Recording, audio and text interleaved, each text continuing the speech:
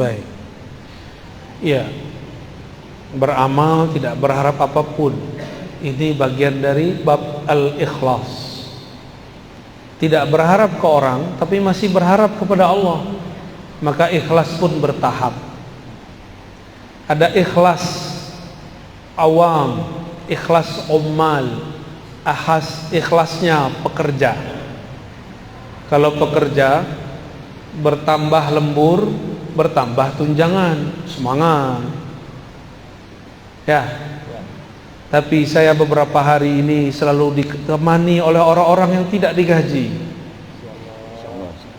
Mereka pengen khidmah. Mereka tidak cari lemburan di dunia. Mereka ini lembur-lembur akhirat.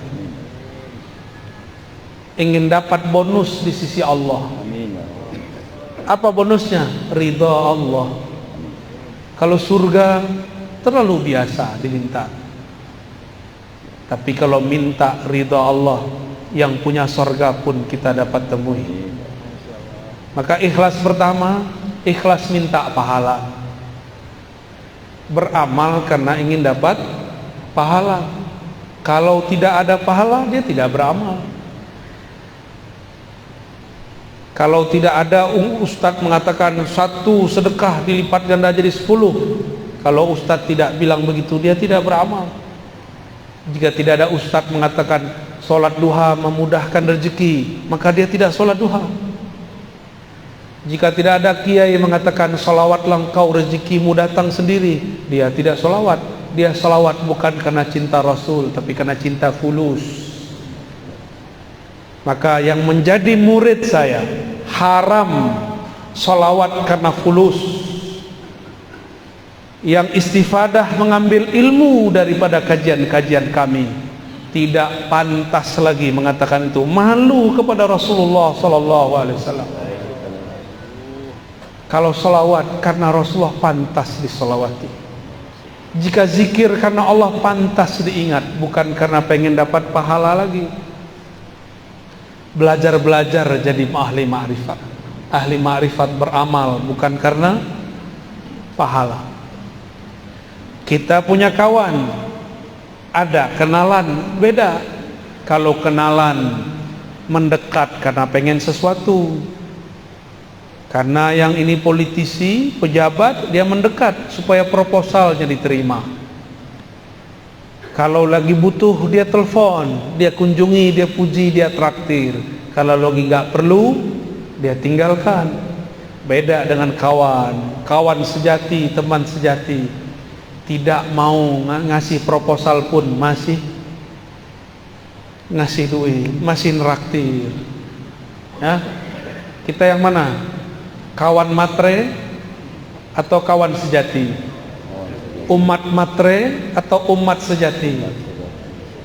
Umat hamba matre atau hamba sejati? Hamba sejati yang menghambakan dirinya kepada Allah karena memang dirinya hina, Allah maha mulia. Ya, jadi mulai detik ini, pagi ini, jangan lagi amalkan amal-amalan. Kalau mau beli rumah, sholawat sekian. Bukan begitu cara memahaminya. Boleh amal begini, tapi dengan niat yang diganti. Ya Allah, jika tidak punya rumah membuat aku lupa kepada Engkau, maka ya Allah berikanlah aku rumah berkah sholawat kepada Rasulullah. Boleh, ya, sehingga jika aku punya rumah, ya Allah aku tambah banyak berselawat kepada Rasulullah. Itu Allah kabulkan langsung tuh kalau antum benar, karena Allah pencemburu.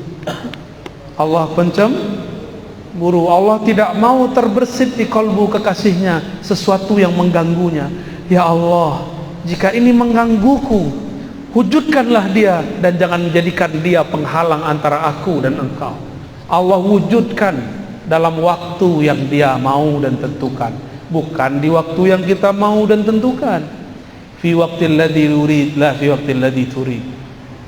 Maka ikhlas tertinggi, ikhlas al-arifin, ikhlas orang-orang yang arif, yang kenal Allah, yang dia selawat karena dia mengenal Rasulullah dan ingin menjadi umat sejatinya Rasulullah. Kalau enggak jadi umat sejatinya fulus. Dan orang-orang yang berwirid karena pengen menarik rezeki, dia akan lelah setiap hari. Karena nunggu-nunggu, saya sudah zikir, kenapa tidak ada rezeki yang ketarik? Ya, yang paling lucu datang ke seorang ustadz plus dukun, uskun. Kata si ustadz, baca ini rezekimu lancar. Tapi ustadznya rezekinya mandek. Datang ke ahli zikir, ngasih sholawat supaya engkau punya mobil, dia nggak punya mobil. Main-main namanya itu ya. Itu membuat kita syak. Jangan.